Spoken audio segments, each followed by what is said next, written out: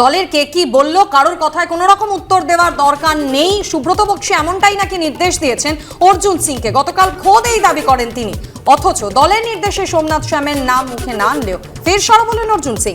জগদ্দলের সভা থেকে দলেরই একাংশকে নিশানা ব্যারাকপুরের সাংসদের। কিছু মানুষ দলের ক্ষতি করার চেষ্টা করছে, তাদের চিহ্নিত করে রাখবেন। তারা কারোর অধিকার কেড়ে নেওয়ার চেষ্টা করলে আমরা আপনাদের পাশে আছি। জগদ্দলের সভা থেকে এই মন্তব্য করেন ব্যারাকপুরের সাংসদ অর্জুন সিং। কিছু কিছু মানুষ দলের ক্ষতি করার চেষ্টা করছে, সেই মানুষগুলোকে চিহ্নিত করে রাখবেন। সেই মানুষ কোনো মানুষের অধিকার কেড়ে নেওয়ার যদি চেষ্টা করবেন, আমরা কিন্তু আপনাদের পাশে আছি, আপনাদের সঙ্গে থাকব। এটা কিন্তু মাথা রাখবেন। এটা আমরা জানি কোন জায়গা কি সমস্যা হচ্ছে, এটা আমরা নিজের মধ্যেও আমরা চেষ্টা করছি যাতে এই সমস্যাটা মেটানো যায়। স্বাভাবিকভাবেই প্রশ্ন উঠছে যে অর্জুন সিং এবং সোমনাথ শ্যাম তাকে নিয়ে কি দল অস্বস্তিতে?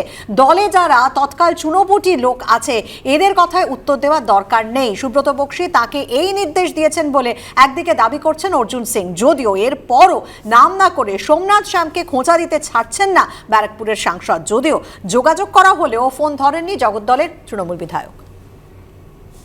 আমি তো ওনাকে মনে করি সে পাগলে অনেকে অনেক কিছু বলে, আর ছাগলে কিনা খায়। কে পাগল আর কে ছাগল তো সবাই জানে, এখানকার মানুষও জানে। যে লোকটাকে সর্বোচ্চ নেত্রী ইনস্ট্রাকশনে সেনাপতি অভিষেক ব্যানার্জি দলে জয়েন করেছে, তার উপরে প্রশ্ন চিহ্ন লাগাচ্ছে, অত সাহস হয়ে গেছে। অ্যাকচুয়ালি উনি হচ্ছেন ডিভোর্সি নেতা।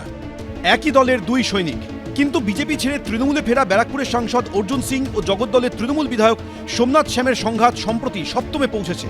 আর তা ঠেকাতেই কি শেষমেশ হস্তক্ষেপ করতে হলো তৃণমূলের শীর্ষ নেতৃত্বকে? মঙ্গলবার তেমনটাই ইঙ্গিত দিলেন অর্জুন সিং। জানালেন সোমনাথ শ্যাম সম্পর্কে তাকে কোনো মন্তব্য করতে বারণ করেছেন রাজ্য সভাপতি সুব্রত বক্সী। তবে একথা বলতে গিয়েও সোমনাথ শ্যামকে খোঁচা দিতে ছাড়েননি অর্জুন। মাননীয় সভাপতি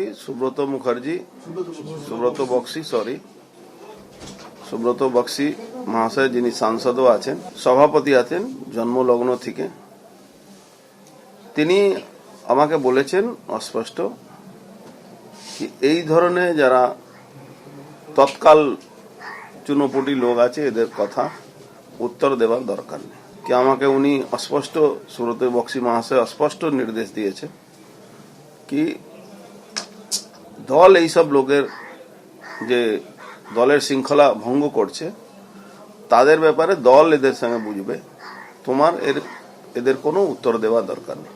উনার নির্দেশ আজ থেকে কোনো আপনি আমার কথা আমার মুখ থেকে শুনতে পারবেন না রিগার্ডিং দ্যাট ফেলো।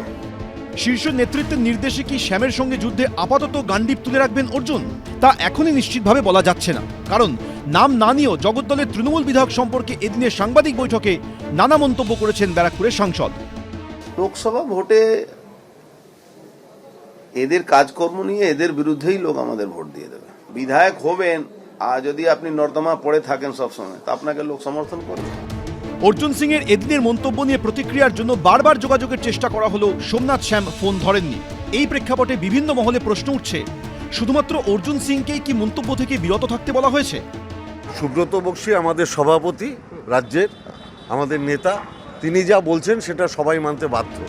তৃণমূলের সাংসদ বনাম বিধায়কের এই দ্বন্দ্ব কি এখানেই থামবে, নাকি জল আরও গড়াবে? সেটা বোঝা যাবে আগামী দিনেই।